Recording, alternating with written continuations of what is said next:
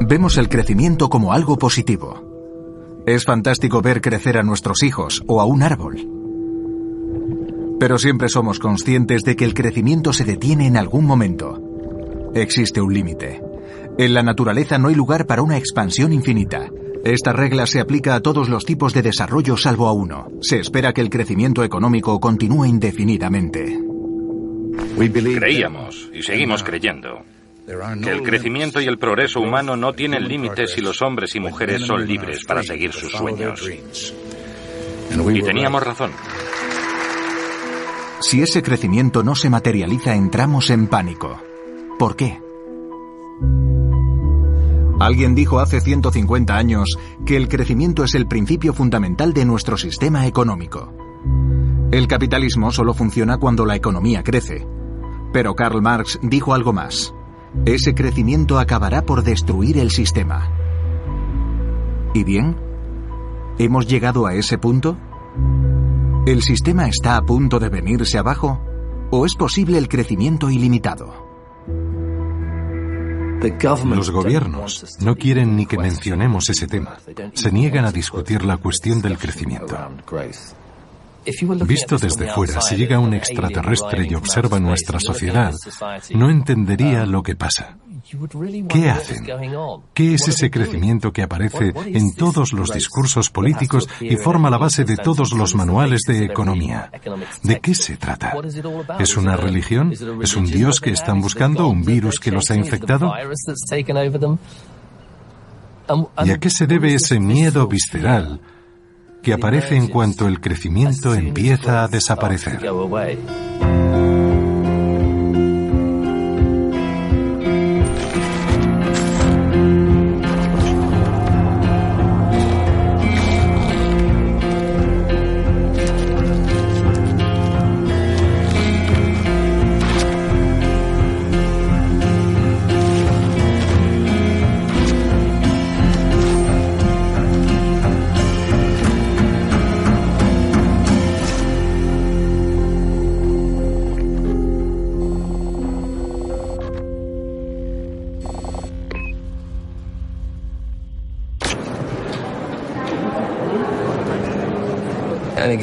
Una sociedad sin crecimiento es imposible, porque las necesidades del ser humano, que ya exceden lo material, hacen surgir el desarrollo cada día. Portugal crece. Hay un fuerte crecimiento económico en España. Mejora la situación del empleo. Se aprecia un crecimiento económico único en Europa. Creo que la política está fascinada por la cuestión del crecimiento, porque se trata de un concepto con el que los políticos pueden adornarse y recibir el apoyo de los votantes y de la población. Mientras haya seres humanos con necesidades en este planeta, habrá crecimiento. Esto es tan inmutable como la fuerza de la gravedad.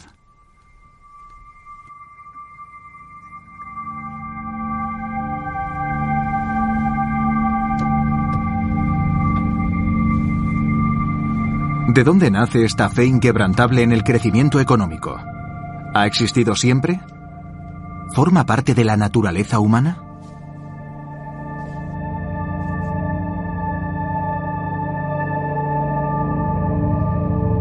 Gracias a un uso audaz e imaginativo de los métodos de producción en masa, la industria estadounidense pudo obrar un milagro durante la guerra, construir más aviones que el resto de países juntos, fabricar 200 barcos al mes, barcos que transportaron a las Fuerzas Armadas de los Estados Unidos para decidir el resultado de la guerra.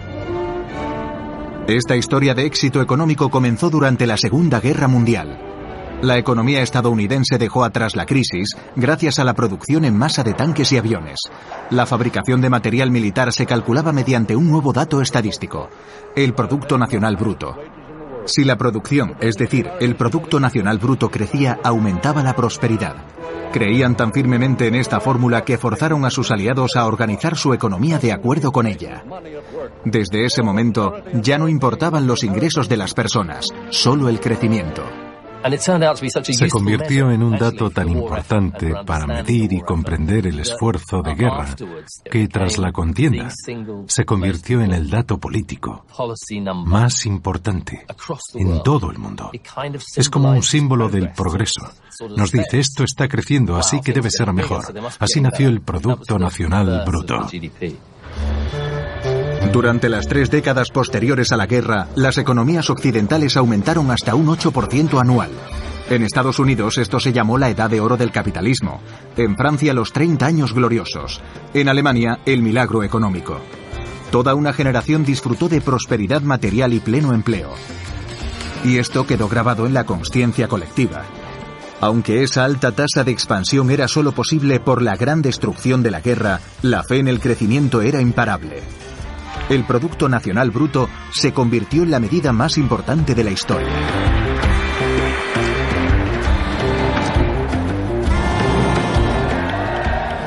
La economía y el crecimiento económico hacían un buen trabajo cuando éramos jóvenes, si queremos decirlo así.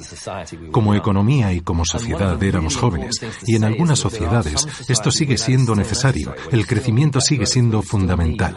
Hace falta alimento, ropa y un techo. Hay gente muy pobre, desnutrida, que subsiste con menos de lo que cuesta un café con leche en una cafetería. En esa situación, el crecimiento tiene sentido. Pero la idea de que los seres humanos siempre queremos más y más cosas no es muy sólida. Llegados a un cierto punto tenemos que preguntarnos ¿cuánto es suficiente? ¿Cuánto más tiene que crecer la economía para satisfacer los deseos humanos?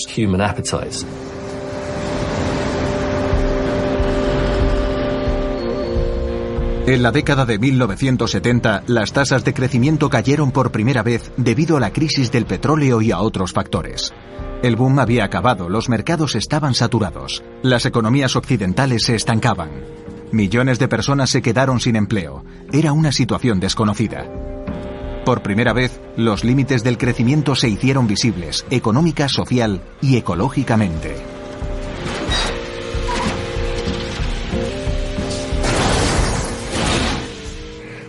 Hay algo que sí sabemos sobre el crecimiento. En 1972, por encargo del Club de Roma, se presentó en Washington un informe titulado Los límites del crecimiento. Mediante una simulación por ordenador, los investigadores del Instituto Tecnológico de Massachusetts calcularon las consecuencias de un crecimiento económico continuado para el planeta. Sus conclusiones hicieron sonar las alarmas en todo el mundo. Por primera vez, la gente se enfrentó a la idea de que el crecimiento económico podía acarrear consecuencias negativas y que pronto se alcanzarían los límites naturales del planeta. La historia de éxito del crecimiento estaba en crisis. Hemos alcanzado un nivel de prosperidad que lleva dentro la semilla de la destrucción. Tenemos que reconsiderar la sociedad, la política y otros aspectos. Se vendieron 30 millones de ejemplares del informe del Club de Roma, que se convirtió en un éxito internacional. Pero los investigadores pronto fueron objeto de ataques. Se les acusó de irresponsables y catastrofistas. Porque es imposible aceptar lo inaceptable. La historia del crecimiento debe continuar. Lamentablemente, muchas de sus predicciones resultaron ser acertadas, y en infinidad de casos, la realidad superó sus aciagos pronósticos.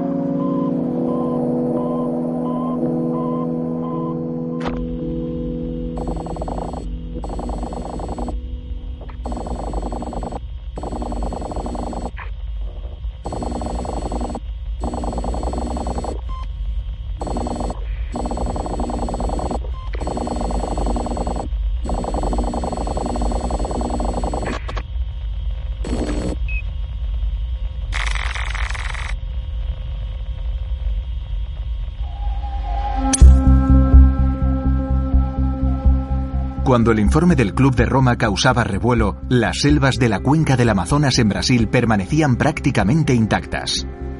El gran estado de Mato Grosso, habitado principalmente por pueblos indígenas, estaba repleto de bosques. Hoy queda poco de eso. Desde mediados de los años 80, el progreso, con la ayuda de inversores internacionales, ha ganado terreno a la selva. Cada minuto desaparece una superficie de selva equivalente a 35 campos de fútbol. La historia se repite. Primero llega la industria maderera, después el ganado y por último, los varones de la soja.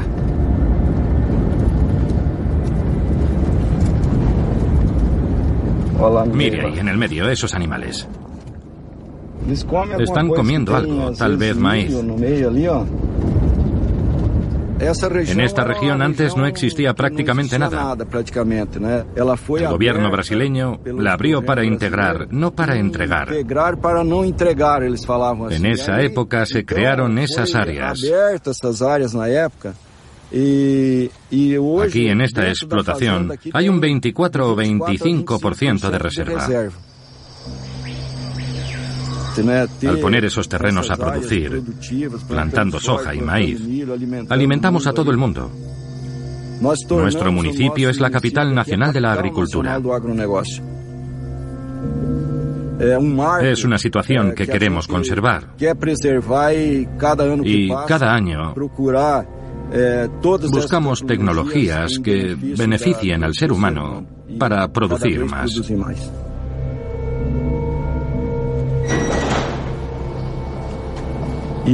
Hoy en día, si hablamos de aviones agrícolas, este es uno de los mejores. Lleva 1.800 litros de material, es más rápido y alcanza una mayor superficie. Aquí hay glifosato de BASF.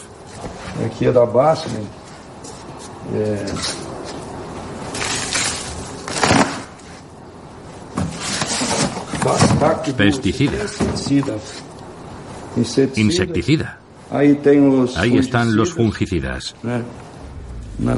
El martes, creo, estuvieron aquí unos representantes de BASF. Investigan para mejorar los productos que están en el mercado, para ofrecer una mayor eficiencia y una mayor rentabilidad. El clima tropical permite que el sector agrícola de Mato Grosso obtenga 3 o 4 cosechas al año con grandes beneficios. Soja y maíz para la exportación y alimentación animal. La carretera 163 es la entrada a la cuenca del Amazonas. Por ella llegaron a la selva los madereros, el dinero y la destrucción. Hoy esta carretera está llena de camiones que transportan su valiosa mercancía a los puertos internacionales.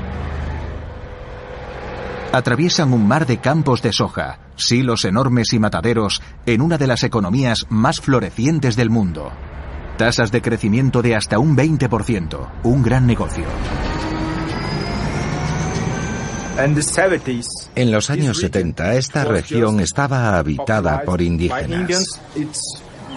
Era todo selva amazónica. Tras solo 34 años de colonización, es la región agrícola más importante del país. Es el mejor lugar para invertir, para ganar dinero.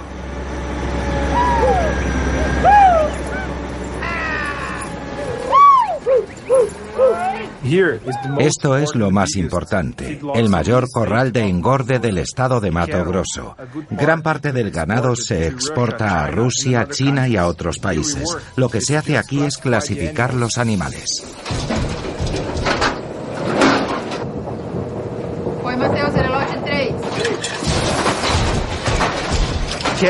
El ganado es para la JBS, la mayor empresa cárnica del mundo. ¿Usted ve algún límite? No. En los 10 próximos años, con tecnología, ¿qué puedo decir? No hay límite. El límite probablemente está en el cielo.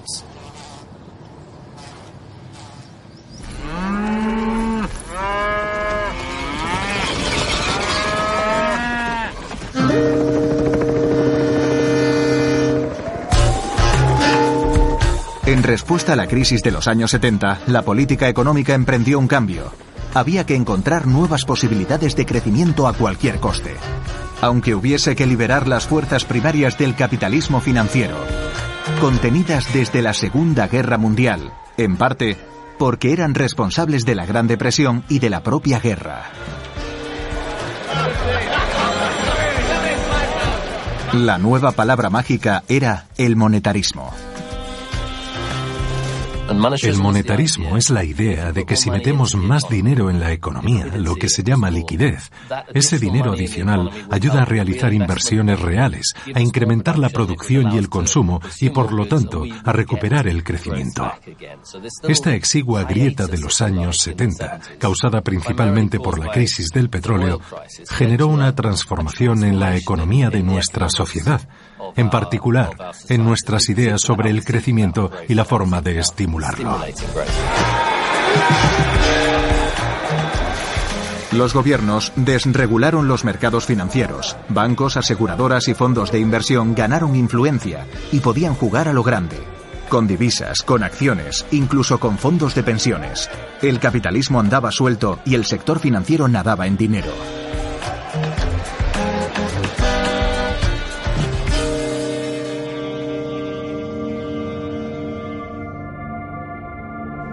Fue un pacto con el diablo, el comienzo de un proceso subrepticio de renuncia al poder.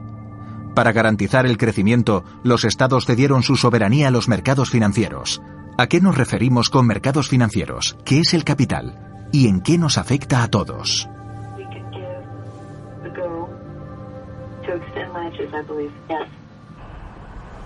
El Grupo Allianz es el mayor conglomerado de aseguradoras de Europa y uno de los principales actores del mercado financiero global. Soy responsable de 600.000 millones de euros, 500.000 de ellos en seguros de vida y otros 100.000 en seguros de bienes. Junto a los seguros de vida están también los planes de pensiones de nuestros clientes, seguros y a largo plazo. Podemos explicarlo así. Si analizamos las diferentes regiones, ¿cuáles crecen actualmente? ¿Dónde hay posibilidades atractivas para participar en ese crecimiento? Invirtiendo en acciones, pero también en activos inmobiliarios, en infraestructuras, en autopistas y, naturalmente, en créditos. En resumen, crecimiento moderado en China y también en el resto de Asia. En los mercados desarrollados de Europa y Estados Unidos no se aprecian factores de crecimiento.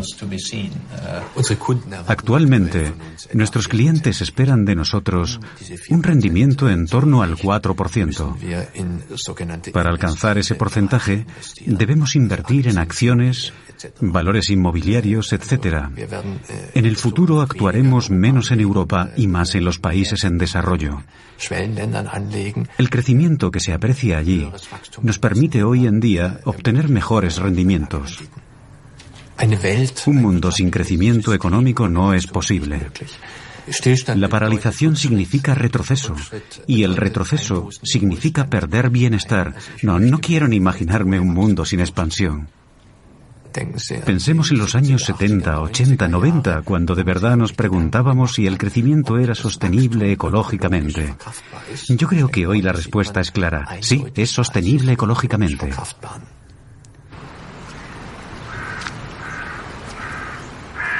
El dinero de millones de personas aseguradas se transfiere para multiplicarse.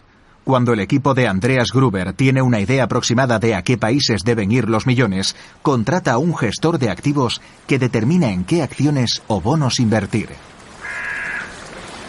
La mayor parte de nuestros clientes son instituciones. Lo que quieren es invertir sus fondos en el mercado de capitales. Nuestros clientes esperan recuperar su dinero. Quieren recuperarlo y obtener un beneficio. Cuanto mayor es el crecimiento, mayor es el beneficio.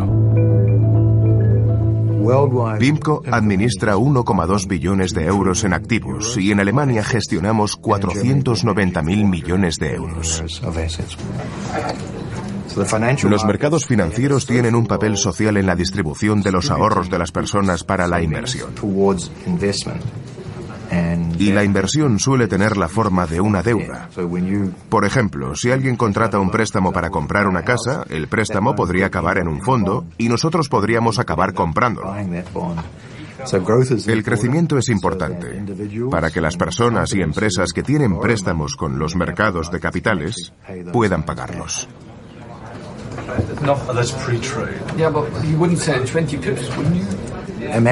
Imaginemos un mundo con crecimiento cero. Un mundo en el que prácticamente todo está parado. Si alguien no tiene trabajo, como no hay crecimiento, mala suerte. Tendrá que esperar a que alguien se retire para optar a su puesto. Probablemente una sociedad sin crecimiento no funcionaría. Al menos no mucho tiempo. Degeneraría hasta el colapso. Sin crecimiento, las sociedades estarían abocadas al caos. O eso quiere que creamos la élite financiera y política. ¿Pero es eso verdad? ¿No es esa fe ciega en el crecimiento lo que nos lleva al caos?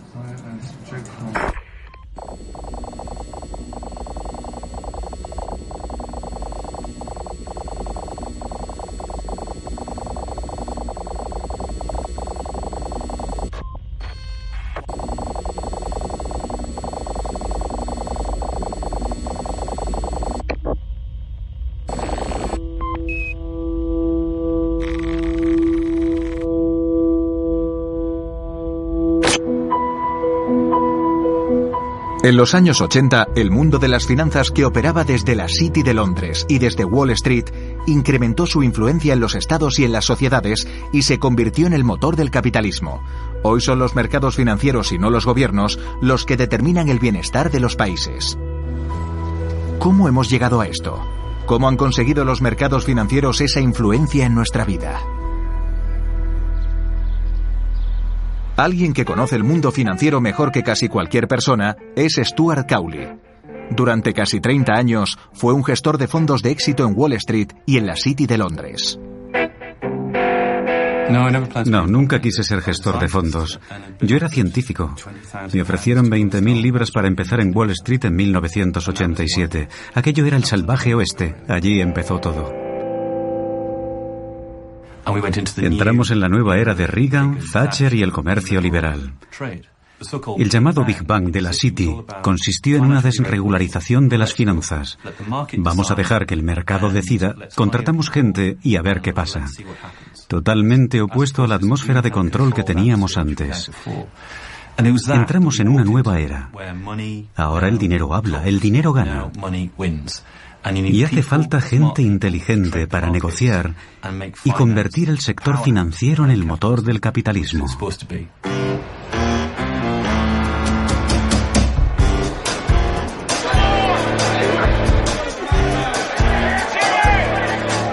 El plan parecía funcionar. Los mercados de acciones subían. El crecimiento ya no debía financiarse mediante sueldos e impuestos. Ahora lo que contaba era el crédito. Los gobiernos y las personas acumulaban deuda, obtenían créditos para ser buenos consumidores y, por lo tanto, generar crecimiento. Entran en juego las tarjetas de crédito y los descubiertos. Los préstamos hipotecarios están al alcance de cualquiera. En ese punto, explota. Ahora no son solo los ricos los que tienen acceso a esas herramientas, al consumo, sino también los que tienen ingresos inferiores. Si observamos la masa monetaria y la oferta de crédito a principios de los 80, es un exceso.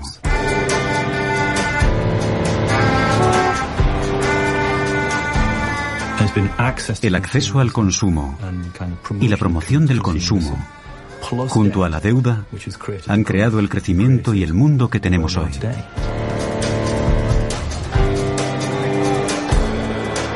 La fría lógica del mercado se hizo con el poder, generando ganadores y perdedores. Uno de los que supieron utilizar esa nueva lógica del mercado para su beneficio personal fue Donald Trump. Creo que tengo instinto, pero no creo que sea el instinto de un tiburón. Tengo instinto para conseguir lo que quiero, o tal vez para saber cómo conseguir lo que quiero. Muy pocos reconocieron las oportunidades de negocio de esta nueva era tan bien como Donald Trump. Compró grandes bloques de edificios ruinosos en Nueva York y los transformó en hoteles y apartamentos de lujo. Los bancos, intoxicados por el boom del mercado, le prestaron el dinero. Además, negoció la mayor exención fiscal de la historia de Nueva York. Trump no pagó prácticamente nada. Manhattan es un lugar increíble donde se puede construir un edificio de 300 o 400 apartamentos y venderlo en cuestión de días. El que estoy construyendo es uno de los más increíbles nunca vistos y los apartamentos se venden como churros. Manhattan se ha convertido en un lugar para ricos. Punto.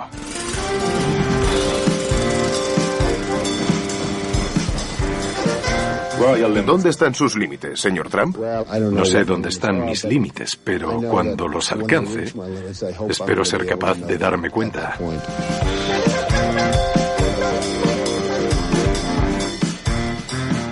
El genio había salido de la lámpara. En el nuevo mundo del capitalismo financiero ya no podían ponerse límites. Se hicieron grandes esfuerzos para venderlo como un sistema controlable y seguro. Todo este sector se basa en una especie de ilusión, la ilusión de la certeza. Existe un interés dentro del sistema por aparentar conocimiento, por así decirlo, un conocimiento especial. Pero seguramente no saben más de lo que sabe cualquiera. La empresa Bloomberg de Nueva York es un elemento central del sistema financiero. Desde los años 80 ha informado a agentes de bolsa y banqueros de fluctuaciones de precios y datos financieros de todo el mundo prácticamente en tiempo real, lo que la convierte en una de las empresas de comunicación más influyentes. Su agencia de noticias y su canal de la bolsa retransmiten por todo el planeta la buena nueva del mercado libre. Nuestro papel en los mercados financieros es proporcionar transparencia. Presentamos una gran cantidad de datos, de números sobre mercados, economías, empresas. Escribir la crónica del capitalismo, contar la historia del dinero, es de vital importancia para Bloomberg. Intentamos presentar una imagen real para que la gente entienda lo que sucede, por qué sucede y qué podría suceder a continuación. Los datos de crecimiento económico están entre los más importantes para nosotros. Es como el marcador en el fútbol. Nos dice cuál es el estado de la economía. Un crecimiento estable y sólido en los mercados financieros suele reflejarse en un crecimiento fuerte y sostenible en la economía, en la demanda, en el mercado laboral. La razón es que la gente se siente más rica. Observando los libros de texto, no debería haber límites al crecimiento. Sin embargo, la prensa actual comunica la idea de que el crecimiento se ha estancado. La cuestión ahora es si estamos en un bache cíclico o si se trata de algo estructural.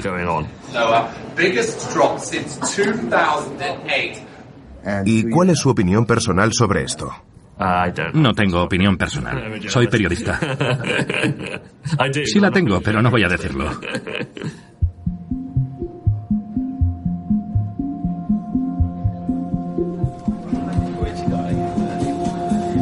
La historia del mundo sugiere que el ser humano sale adelante casi siempre. Que cuando están entre la espada y la pared, los emprendedores y los inversores con ideas inteligentes pueden prosperar. Sí, es posible reinventar el mundo. Ya lo hemos hecho muchas veces. Normalmente es posible apostar para que el ser humano pueda conseguir un futuro mejor.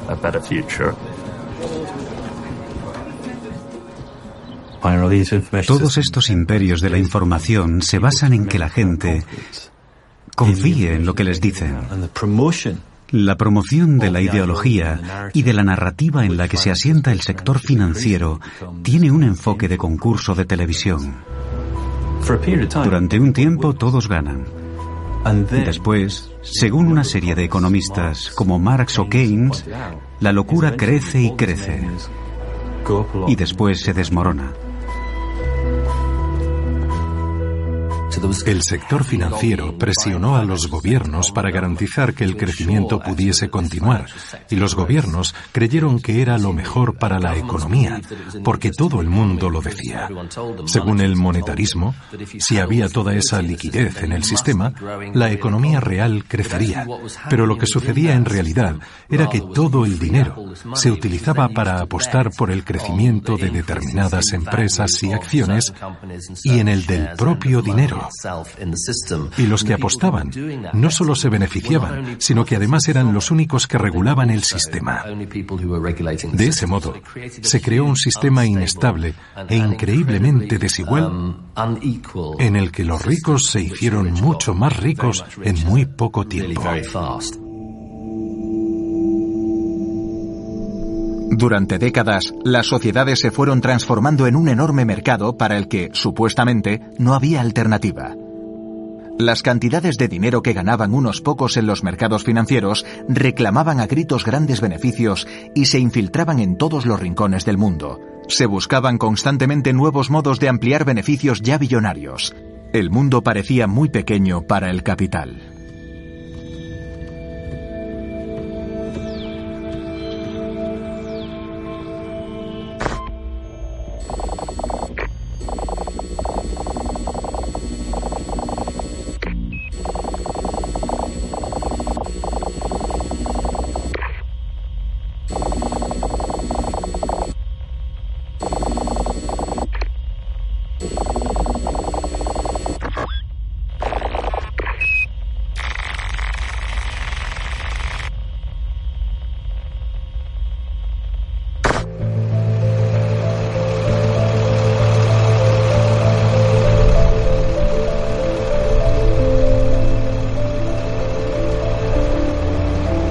Cuando era niño no podía permitirme viajar en avión. De hecho, entré a trabajar en el sector del transporte aéreo antes de subirme a uno. Hoy volar nos parece un derecho. Ha cambiado nuestra forma de comprar, los lugares a los que viajamos, las conexiones entre personas y culturas diferentes. Durante los próximos 20 años esperamos que el mundo necesite 32.000 aeronaves civiles nuevas. Actualmente, unos 1.000 millones de personas viajan en avión regularmente. Los 6.000 millones restantes todavía no lo hacen. Ahí están los pasajeros del futuro, los clientes del futuro, que se sumarán a los que vivimos en países desarrollados y consideramos que volar es un derecho.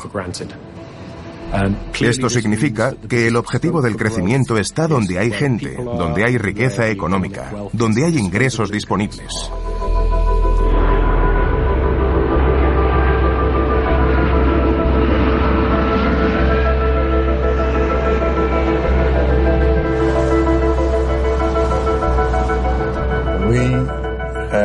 En los últimos 6 años, hemos entregado más de 100 aviones nuevos a las aerolíneas chinas. Uno cada 3 días. Fascinante. Los cambios son espectaculares.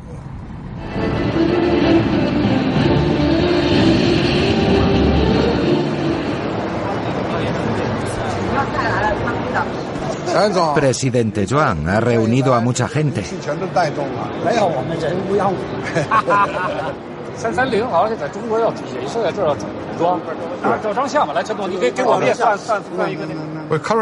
Actualmente tenemos en total poco más de 200 aeropuertos en China. Cada año se construirán unos 10 o 15 aeródromos nuevos. Imagine que todo el mundo pudiera permitirse volar. Incluso un campesino con una línea de bajo coste o un obrero que quiere viajar en avión. El mercado es fantástico, ni se lo imagina. Yo ya lo he visto. Por eso cada vez que me preguntan por las perspectivas del mercado, no puedo estimar sus dimensiones. Tengo como referencia 1.400 millones de personas, más que toda Europa junta. Más aviones ocasionarán más contaminación. ¿Qué se puede hacer? Hemos hecho todo lo posible para intentar reducir las emisiones. Pero si miramos las ventajas para la sociedad y el beneficio económico que la aviación traerá para la humanidad, pensaremos de otra manera.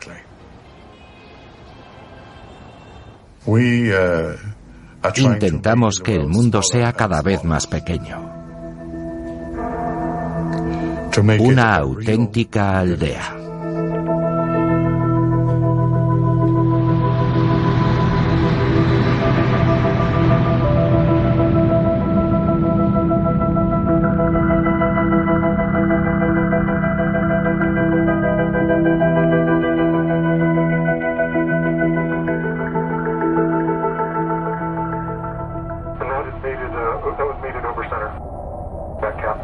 Durante décadas, el crecimiento se mantuvo con respiración asistida, con deuda. Pocas personas tenían el valor de decir que la fiesta no podía durar eternamente. Pero nadie los escuchó. En septiembre de 2008 llegó el momento. El castillo de naipes se vino abajo.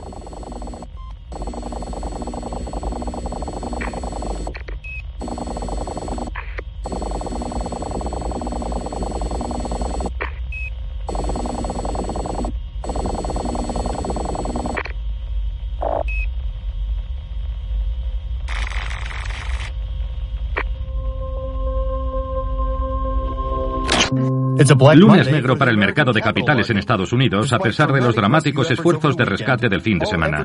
Los intentos para mantener vivo el cuarto mayor banco de inversión del mundo han fracasado. Lehman Brothers cierra sus puertas para siempre. Es una parte necesaria del proceso de limpieza. Sabíamos que Lehman era débil. Esperábamos que desapareciese. No se va de la forma que creíamos, pero se va.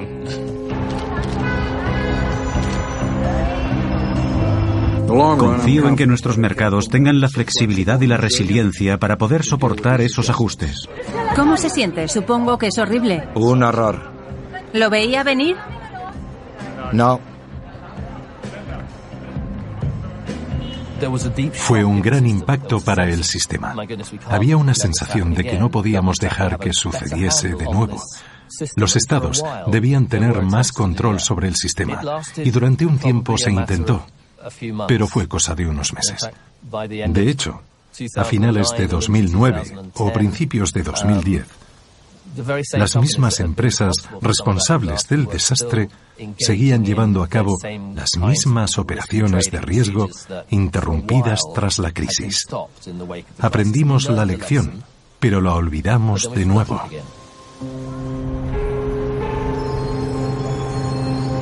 Tras la crisis, los gobiernos tuvieron la oportunidad para liberar al mundo de su dependencia de los mercados financieros y cambiar el sistema. Pero la desaprovecharon. Se aferraron en revivir el antiguo sistema y gastaron billones de dólares para salvar a los bancos. Entonces sucedió algo increíble. La crisis bancaria se convirtió, por arte de magia, en una crisis de deuda soberana. La deuda privada se transformó en deuda pública. Los estados y sus ciudadanos se vieron sometidos a políticas de austeridad que millones de personas sufren todavía hoy. Sin embargo, los bancos y los mercados financieros volvieron pronto a la normalidad. En realidad, nada es lo que parece. El capitalismo sobrevivió a la crisis, pero ya no funciona igual que antes.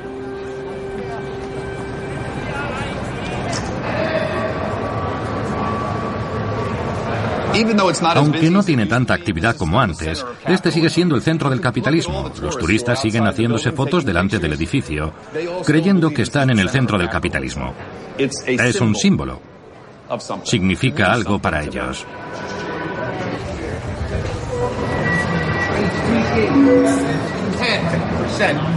Soy como un meteorólogo de los mercados financieros. Vengo todos los días e intento interpretar lo que sucede.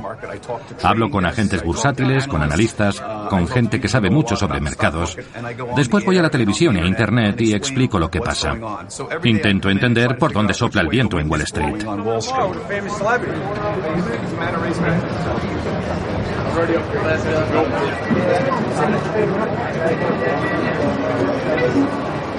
El índice Standard & Poor's 500 ha subido un 1,5% este mes. Tenemos líderes de mercado claros, debido a las buenas perspectivas para el cuarto trimestre.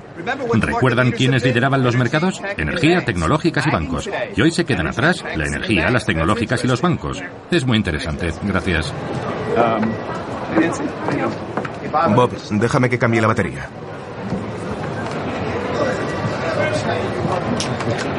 No puedo salir y decir, hoy los mercados van a la deriva. Lo que está pasando no tiene ningún sentido. Devolvemos la conexión.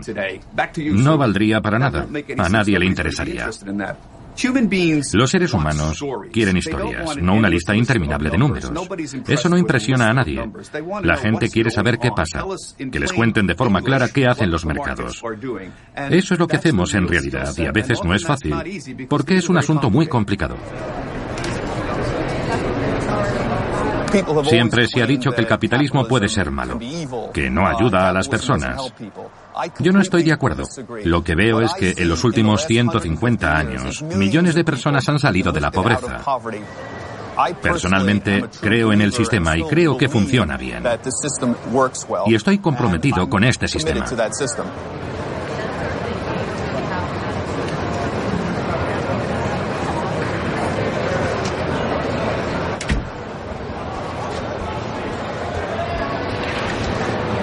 Cuando empecé en la bolsa de Nueva York, éramos unas 5.000 personas en el parqué. El dinero sigue siendo el elemento central, pero a causa de la tecnología, las personas casi han desaparecido. Ahora somos solo unos centenares. La fachada, por supuesto, sigue siendo la del mercado de valores de Nueva York. Parece algo muy respetable y es muy importante, pero en principio los cálculos los hacen las máquinas. Antes las cotizaciones aumentaban porque las empresas tenían más beneficios. Si los beneficios de una empresa aumentan, sube la cotización de las acciones. Creo que eso puede entenderse. Ahí vemos el vínculo entre la economía real y la bolsa. En Estados Unidos, los grandes conglomerados llevan mucho tiempo sin incrementar sus beneficios. Pero, aunque las ganancias caen, las cotizaciones suben igualmente. El mercado financiero crece siempre, lo que lo separa de la economía real, de la realidad. Aquí pasan cosas que no hemos vivido nunca, con las que tal vez no sepamos qué hacer en el caso de que todo vaya hacia abajo. Sin duda, a todos los colegas del parque y a mí, esto nos causa un cierto temor.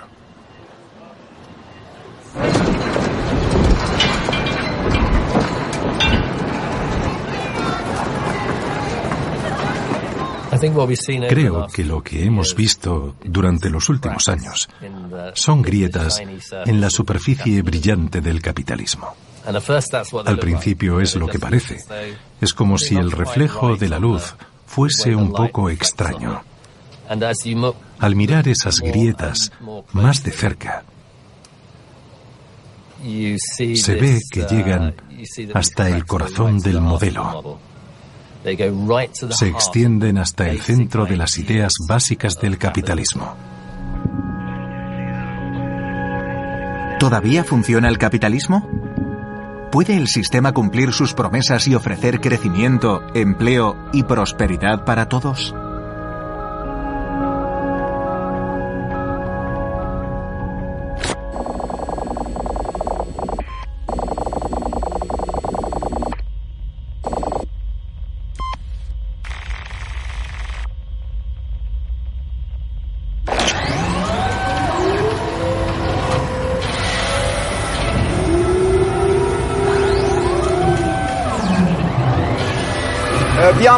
Tenemos la visión de una fábrica inteligente. Nuestro objetivo es contar con producciones conectadas que puedan comunicarse entre sí y optimizarse a sí mismas. Naturalmente, nuestro objetivo es sacar más de nuestras fábricas con la misma capacidad y con los mismos recursos. Si nosotros no crecemos, no damos beneficios y no protegemos nuestros puestos de trabajo, lo harán otros. Alguien ocupará nuestro lugar. Es lo natural, el crecimiento es una ley de la naturaleza. Y no podemos ir contra las leyes de la naturaleza. Desde la revolución industrial, las máquinas han ido sustituyendo el trabajo humano, causando grandes trastornos sociales. Pero hasta hace poco, esto afectaba solo a los trabajos físicos. Ahora, las máquinas pueden hacer lo que nos hace únicos. Son capaces de pensar. Es un nuevo capítulo en la historia de la humanidad que tendrá graves consecuencias en nuestra forma de vivir y trabajar.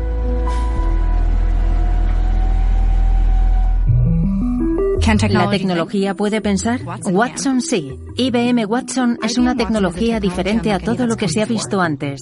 En vez de obligarnos a pensar como un ordenador, Watson se relaciona con los seres humanos.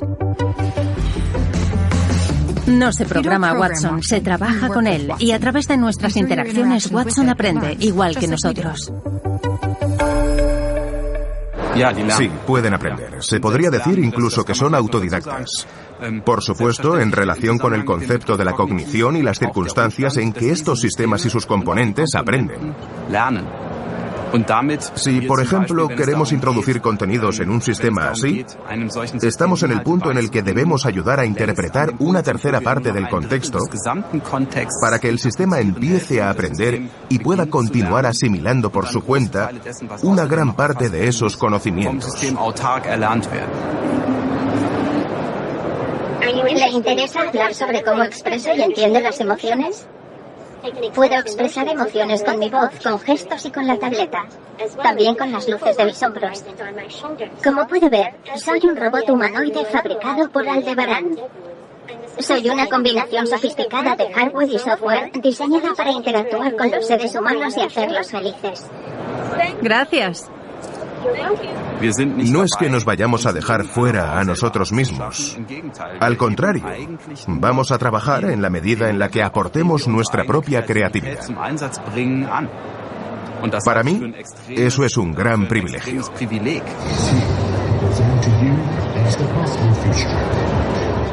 En el futuro, los algoritmos y robots podrán llevar a cabo prácticamente cualquier tarea rutinaria que ahora realizan las personas. Millones de puestos de trabajo desaparecerán. Hay tecnologías para generar crecimiento económico, pero no aportan muchos puestos de trabajo. Eso podría poner en peligro al propio capitalismo.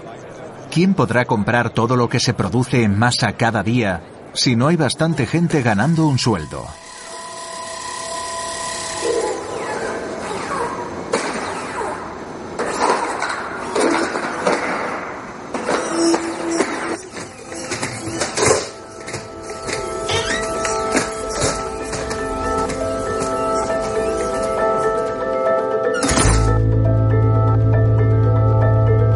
¿Somos pasajeros de un avión con el sistema de navegación averiado? ¿Todavía controlamos el sistema? ¿O es el sistema el que nos controla?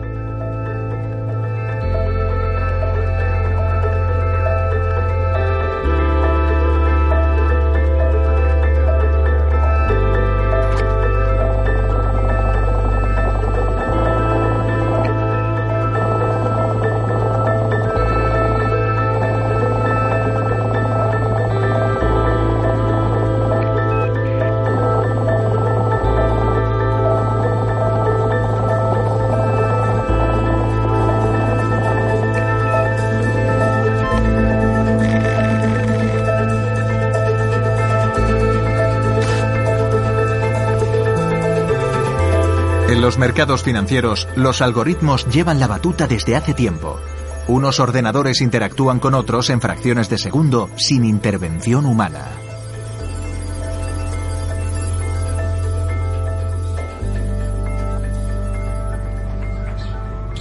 En esta sala tenemos un interruptor de encendido y apagado. Realmente no hay intervención humana.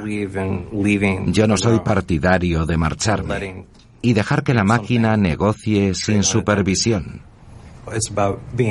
Quiero estar junto a la creación en la que he trabajado. Aunque no la controle, la observo. ¿Hace todo lo que habíamos previsto?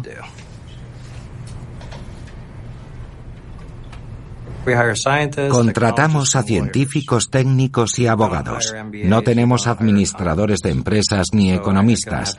No hay una gran conexión con la economía. Si la unión fuese fuerte, las empresas de mi sector necesitarían gente con esa clase de formación económica.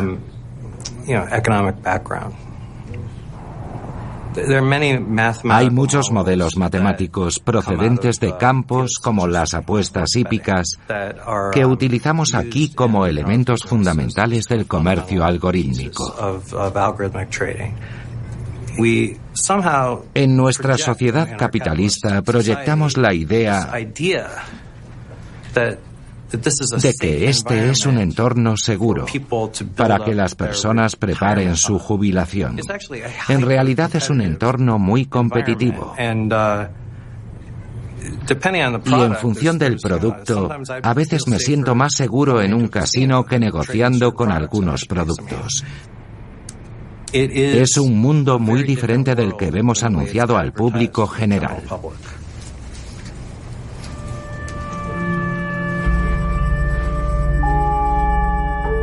Los mercados financieros están fuera de control y ya no tienen conexión con la realidad. Aunque los algoritmos y los robots generan crecimiento, solo proporcionan trabajo y prosperidad para unos pocos. Y ese crecimiento está destruyendo nuestro futuro en el planeta. Ya no es posible ignorar los indicios de que algo va mal con el sistema. ¿Por qué seguimos ignorándolos?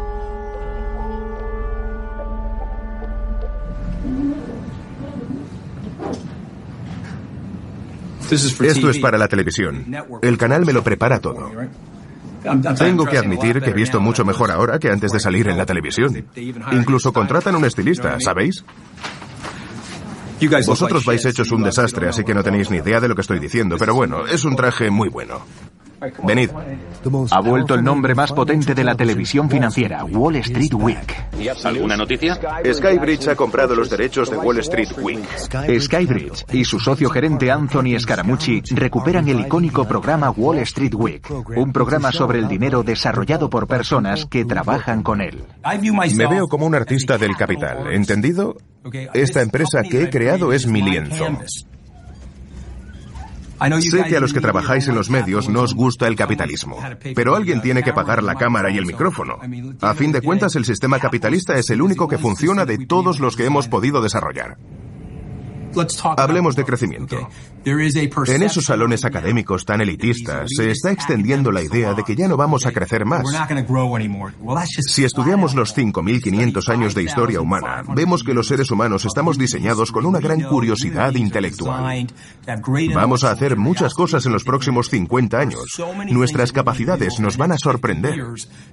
Vamos a bajar del cinturón de asteroides cargados de platino. Probablemente salga de ahí el primer billonario. Vamos a poder detener el envejecimiento y destruir las células cancerosas de nuestro organismo. Toda esta innovación está ante nosotros. Hay una gran oportunidad de crecimiento. El crecimiento es posible si la política fiscal y la normativa económica son las correctas. Y si se crean incentivos para crecer y se envía desde Washington el mensaje de que estamos abiertos a los negocios. ¿Queremos ver un crecimiento del 3, del 4%? Hay que cambiar la visión académica sobre este asunto. Hablar con personas con experiencia que saben cómo hacer crecer las empresas y cómo crear innovación en la economía. Siempre habrá crecimiento en el planeta. Siempre habrá una línea ascendente para los seres humanos. Ha sido así durante los últimos 5.500 años. Y si no nos destruimos con armas nucleares, seguirá siendo así durante los próximos 5.500.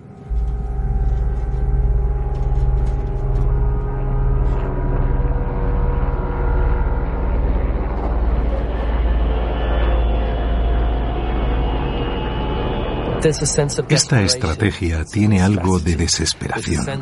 Es la sensación de que desde hace más o menos una década hemos reconocido que nuestra capacidad de crecer puede tener límites. Ahora nos hemos cansado de esa idea. No queremos ser tan realistas. Preferimos guiarnos por una fantasía absoluta. Nos gustaría tener esa visión. No tenemos que pensar en contener el crecimiento. Tenemos que crecer aún más. Tenemos que esforzarnos más, hacer que América vuelva a ser grande. Todos podemos ser millonarios. Todos podemos tener grandes imperios. Por supuesto, es una ilusión. Volvemos al mismo dato básico. Vivimos en un planeta limitado. No hay espacio para este sueño de una mayor expansión.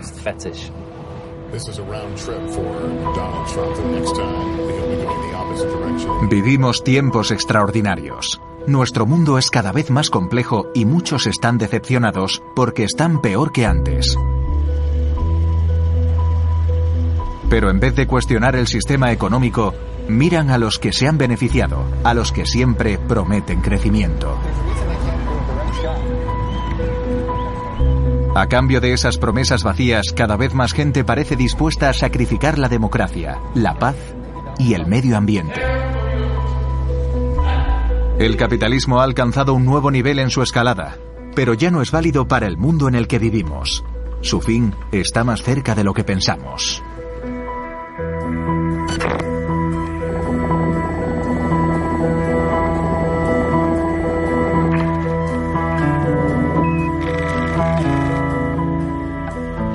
¿Usted es optimista o pesimista? No sé si alguna vez lo he pensado. No puede hacerme eso a estas alturas de la entrevista. ¿Que si soy optimista? Sí.